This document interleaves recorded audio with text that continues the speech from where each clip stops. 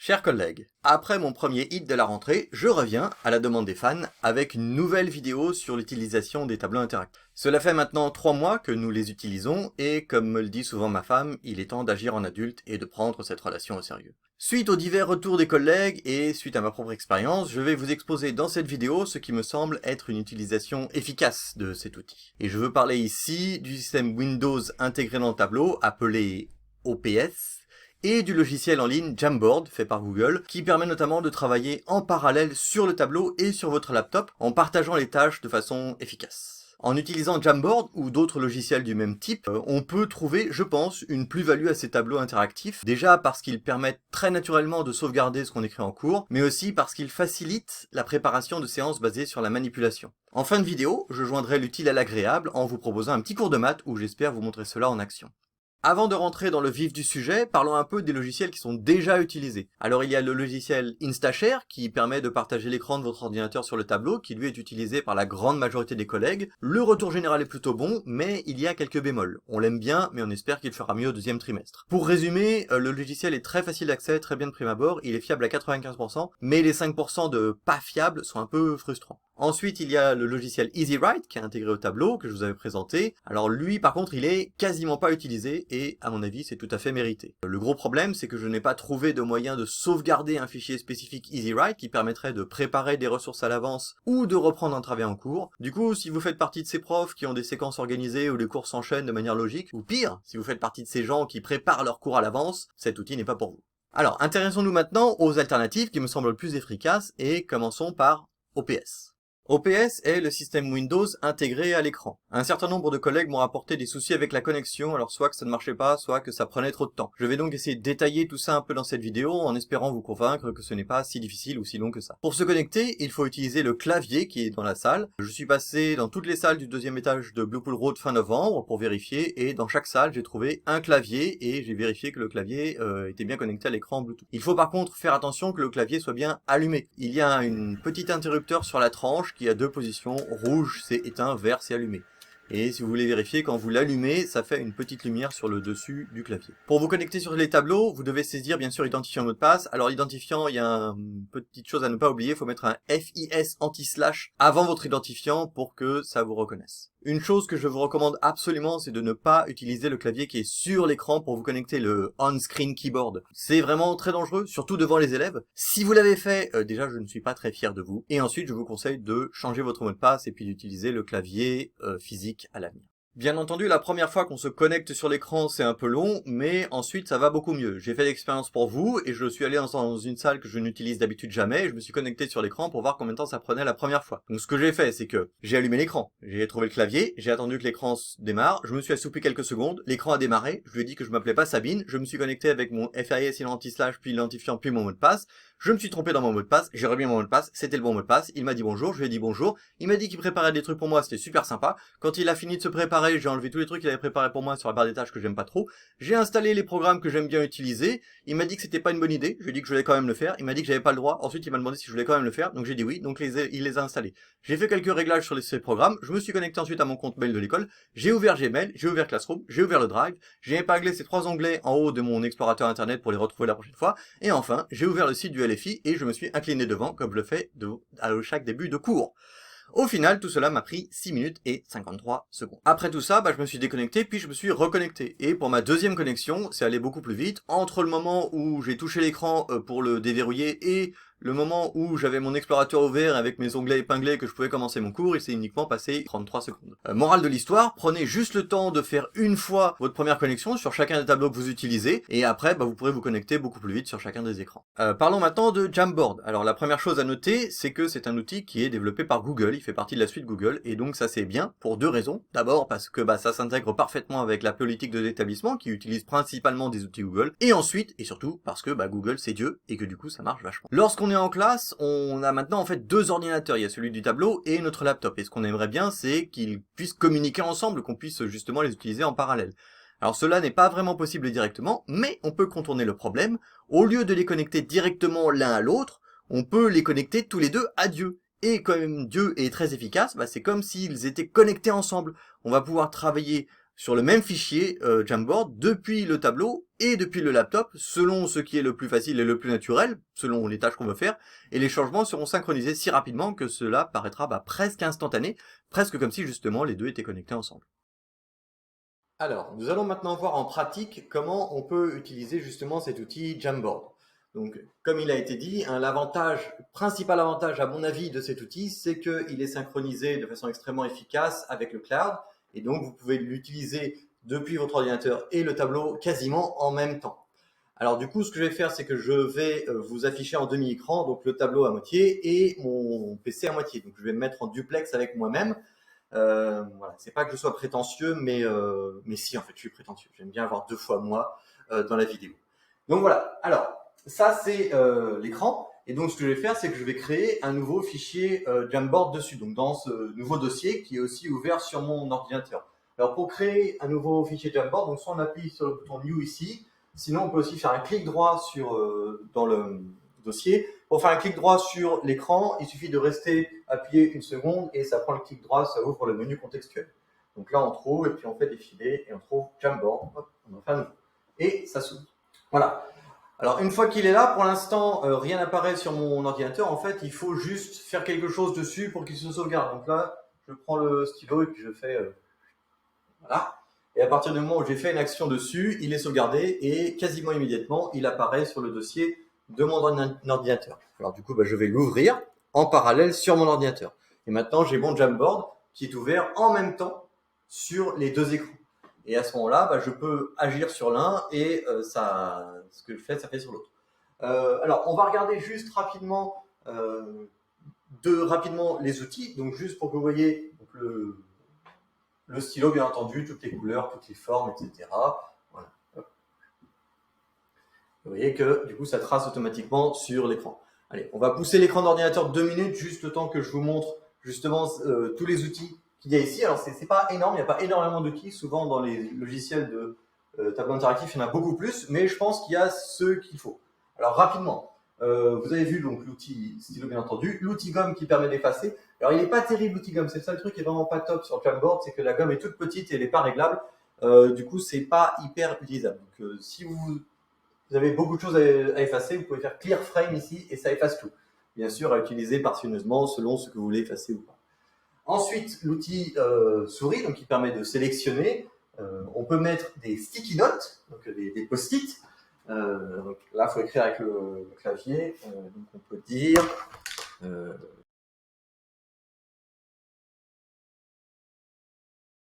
et là, on sauvegarde. Et elle vient se mettre là. Et bien sûr, je peux la déplacer. Ensuite, l'outil image.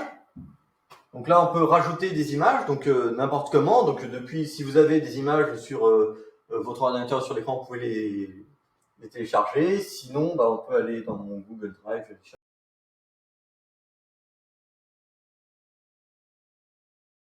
Voilà. Et là, maintenant, j'ai la tête de l'air sur mon écran et voilà, je peux parler de Léonard Vallier. Ensuite, on peut faire des formes, bien entendu. Le fond transparent et ça, je le mets en rouge. J'ai encadré sa tête en rouge. Juste pour qu'on voit bien que là, c'est son visage et que le reste, c'est son corps. Mes cours sont passionnants. Ensuite, on peut mettre du texte, bien entendu. Donc,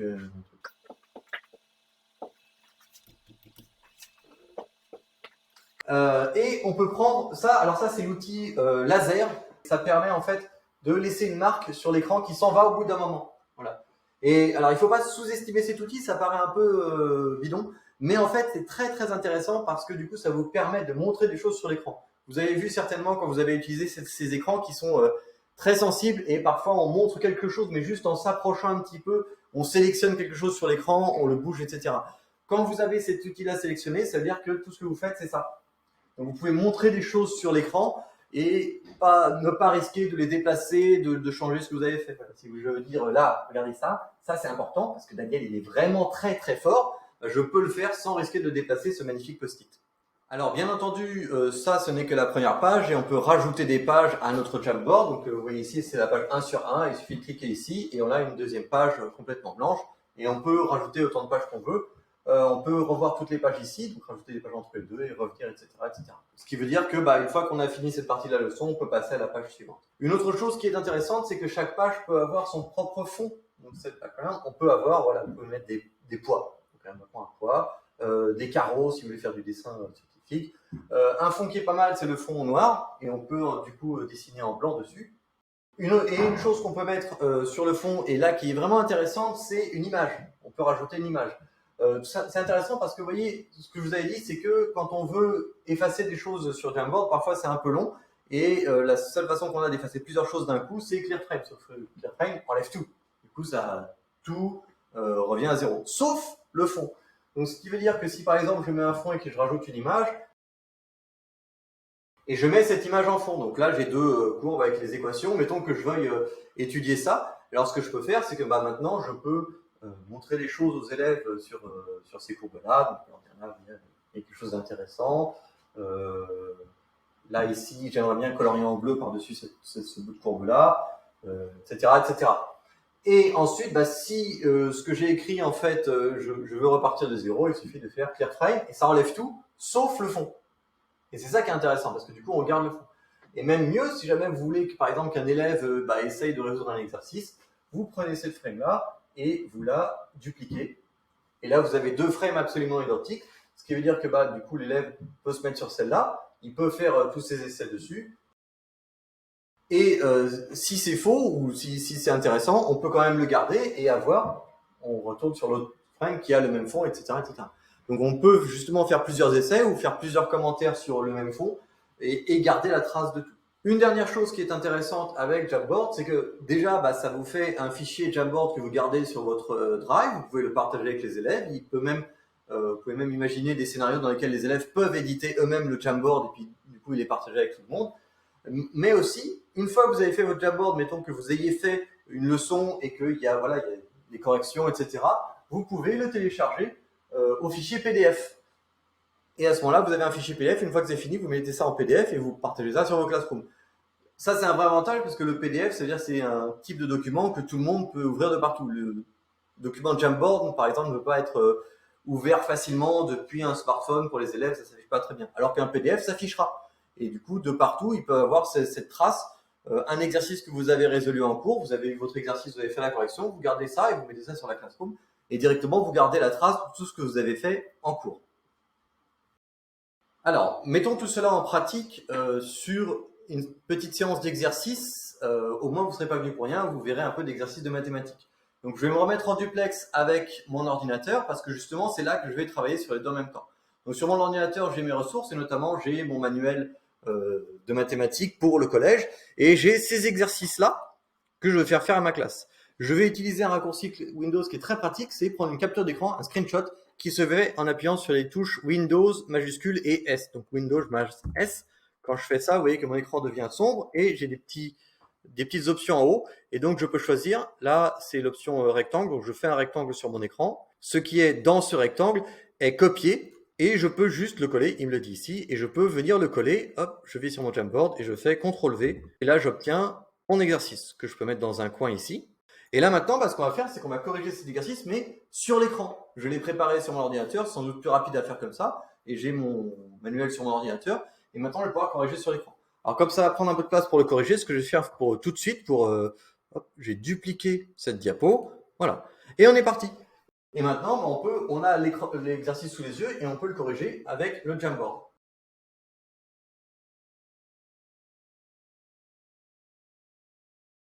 Voilà, là je suis arrivé au bout de mon écran, du coup je passe au suivant. Pareil, je le duplique juste pour avoir toujours de la place pour marquer la correction et puis je continue.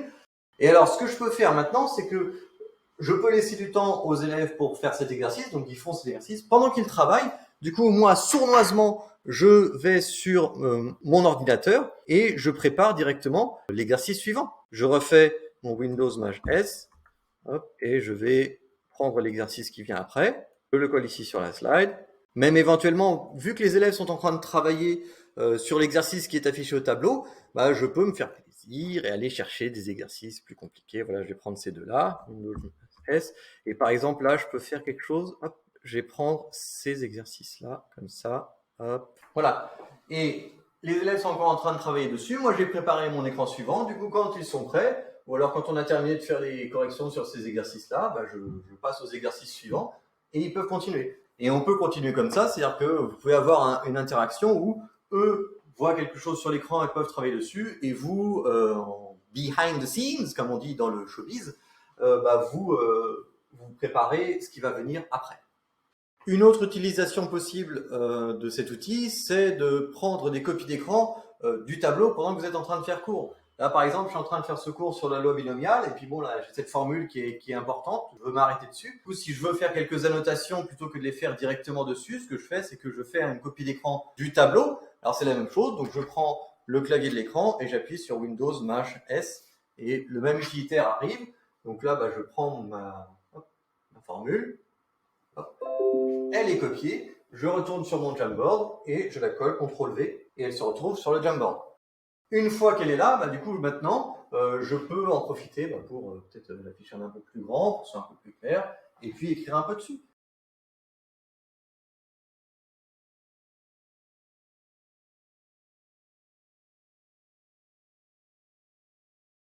Pour terminer cette vidéo, je voudrais vous présenter une idée de séance qui pousse l'utilisation du tableau un peu plus loin. Jusqu'ici, ce tableau n'était pas beaucoup plus qu'une émulation d'un tableau blanc en fait, mais là où l'outil peut vraiment apporter une vraie plus-value, c'est dans les séances basées sur la manipulation, parce que justement on manipule sur le tableau directement.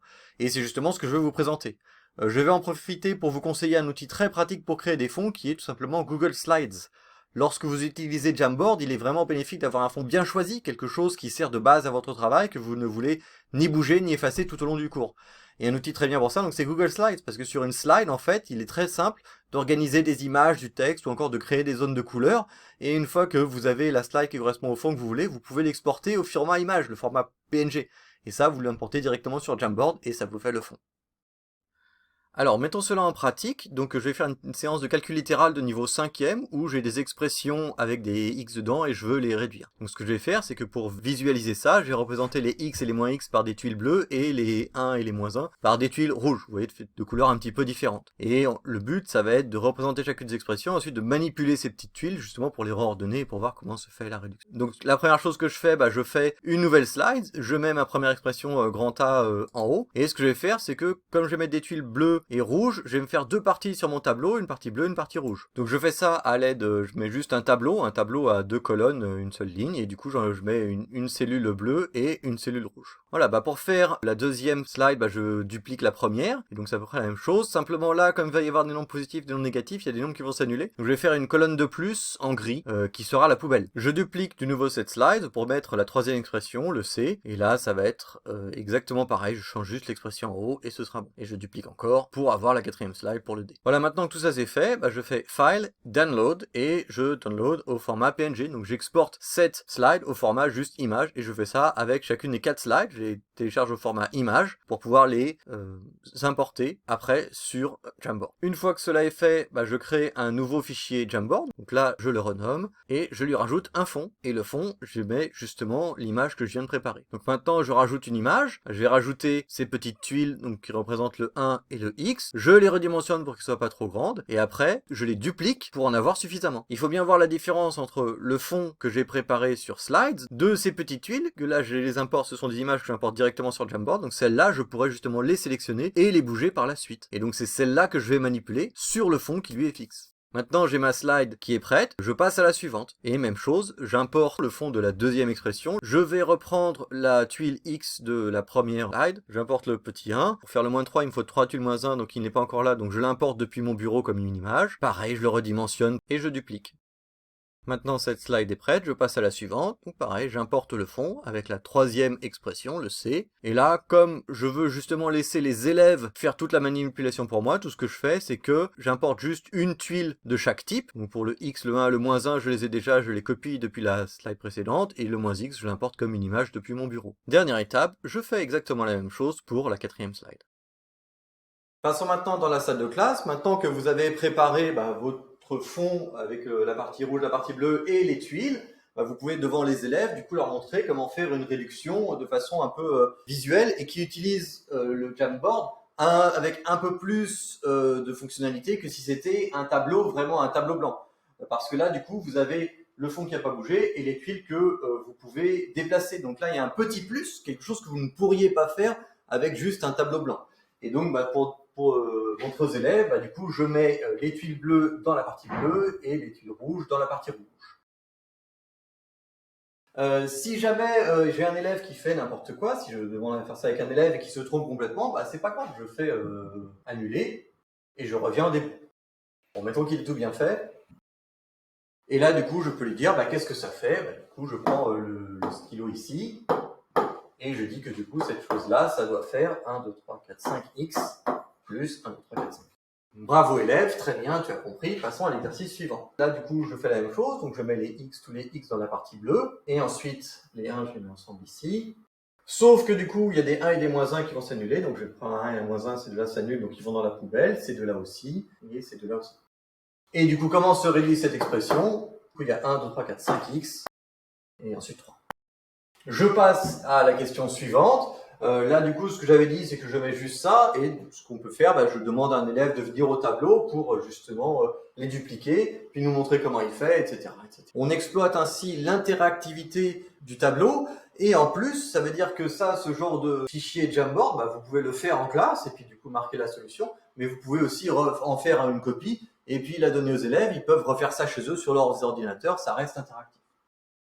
Voilà, j'espère vous avoir convaincu que ce système OPS est une option intéressante et que vous tenterez de l'utiliser à l'avenir. Je pense que c'est un environnement plus fiable que ne l'est Instashare, notamment pour passer des vidéos ou pour écrire au tableau. D'ailleurs, l'utilisation d'OPS n'interdit pas celle d'Instashare à l'occasion. Si vous avez par exemple une ressource sur votre laptop que vous voulez montrer rapidement aux élèves, vous lancez Instashare, vous partagez votre écran, vous leur montrez ce que vous avez à montrer, et dès que vous coupez la connexion, vous retombez sur votre session OPS et vous pouvez continuer votre cours. Sur ce, je vous remercie de m'avoir écouté jusqu'au bout. Si vous avez des questions ou si vous souhaitez prendre un peu de temps avec moi pour qu'on prépare une séance ensemble ou que je vous montre un peu plus sur ces outils, n'hésitez pas à venir me voir avec simplement une tablette de chocolat, un panier de fruits, quelque chose, et je me ferai un plaisir de vous aider.